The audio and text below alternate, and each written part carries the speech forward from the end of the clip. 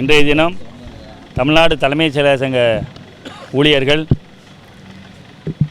ஆளுகின்ற திராவிட முன்னேற்ற கழக அரசு கடந்த 2021 சட்டமன்ற தேர்தலின் போது அரசு ஊழியர்கள் ஆசிரியர்கள் தொடர்பாக அளித்த தேர்தல் வாக்குறுதியான மீண்டும் பழைய ஓய்வு திட்டத்தை நடைமுறைப்படுத்துவோம் என்று சொல்லிவிட்டு கடந்த 40 மாதங்களாக நடைமுறைப்படுத்தவில்லை.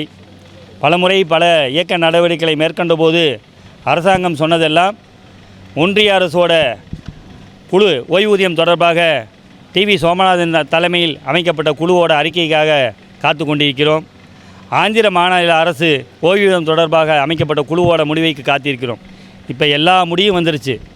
ஒன்றிய அரசு பாஜக தலைமையில் இருக்கக்கூடிய ஒன்றிய அரசு 24 பாராளுமன்ற தேர்தலின் போது பழைய ஓய்வூதியம் திட்டம் தொடர்பாக எந்த வாக்குறுதியும் அளிக்காத ஒன்றிய பாஜக அரசு இப்போது வரையறுக்கப்பட்ட ஓய்வூதியம், வரையறுக்கப்பட்ட குடும்ப ஓய்வூதியம் என்ற இலக்கை நோக்கி போய்கொண்டிருக்கிறது. ஆனால் வாக்குறுதி அளித்துவிட்டு திராவிட மாடல் அரசாங்கம் என்பது தொடர்ச்சியாக 40 மாதங்களாக வஞ்சிக்கும் போக்கு என்பது நடைபெற்று கொண்டிருக்கிறது.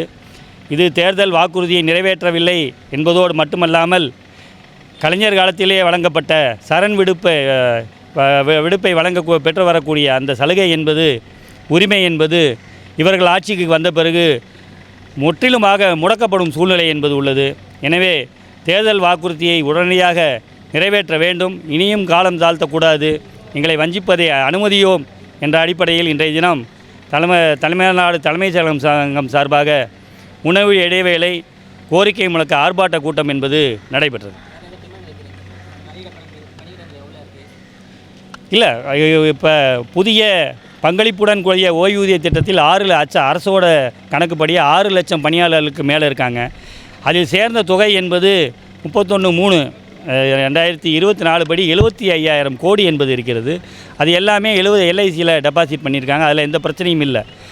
இதுவரைக்கும் ஒரு 68,000 பணியாளர்கள் பணியில் இருக்கும்போது ஓய்வு பெற்றிருக்கார்கள், பணியில் இருக்கும்போது இழந்திருக்கார்கள். ஒருவர் கூட ஒரு பைசா கூட ஓய்வூதியம் என்பது வழங்கவில்லை.